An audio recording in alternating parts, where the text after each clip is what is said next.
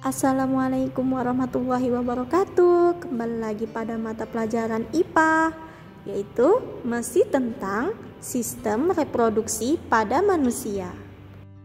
Minggu lalu kita sudah membahas tentang pembelahan sel. Maka materi hari ini yaitu tentang struktur dan fungsi sistem reproduksi pada manusia. Kita akan membahas tentang organ dan fungsi sistem reproduksi pada laki-laki dulu ya. Nah, kita akan membahas tentang organ reproduksi laki-laki dan spermatogenesis.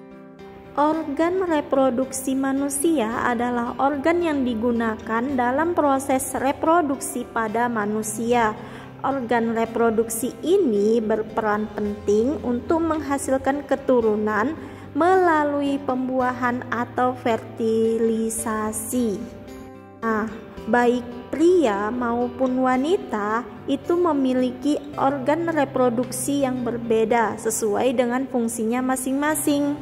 Organ reproduksi manusia itu akan berkembang dan berfungsi dengan baik pada saat manusia mengalami masa pubertas, yaitu masa peralihan dari anak-anak menuju ke remaja.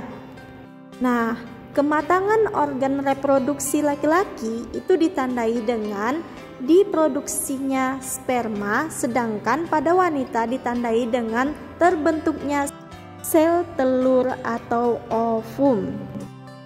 Nah, berikut ini adalah beberapa organ reproduksi laki-laki dan fungsinya. Yang pertama itu penis.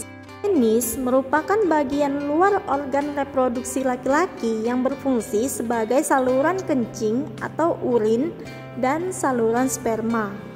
Kedua, itu ada skrotum, yaitu bagian seperti kantung yang di dalamnya terdapat testis yang berfungsi menjaga suhu testis agar sesuai untuk produksi sperma.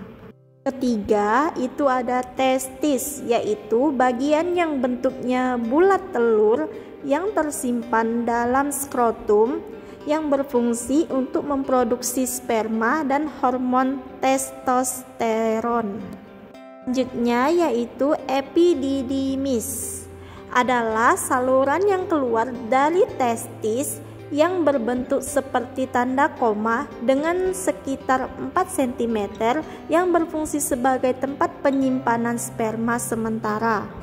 Yang kelima itu ada vas deferens, yaitu saluran panjang yang mengarah ke atas dan merupakan lanjutan dari epididymis yang berfungsi menghubungkan epididymis dan uretra. Keenam itu ada namanya uretra, yaitu saluran yang terdapat dalam penis, merupakan akhir dari saluran reproduksi yang berfungsi sebagai saluran keluarnya sperma dan urin. Ini yang ketujuh bagian dalam yaitu kelenjar vesikulasi seminalis, yaitu bagian yang berbentuk seperti kantung kecil yang berukuran kurang lebih 5 cm yang terletak di belakang kantung kemih yang berfungsi menghasilkan zat-zat yang diperlukan untuk perkembangan sperma. Yang kedelapan itu ada kelenjar prostat, yaitu bagian yang berbentuk seperti kue donat yang terletak di bawah kantung kemih yang berfungsi menghasilkan cairan bersifat asam. Nah, dan yang terakhir yaitu kelenjar Cowper, yaitu bagian yang berbentuk seperti kacang yang terletak di bawah kelenjar prostat yang berfungsi menghasilkan lendir dan cairan yang bersifat basah. Nah, sampai di sini dulu ya materi kita. Sampai ketemu lagi di materi berikutnya.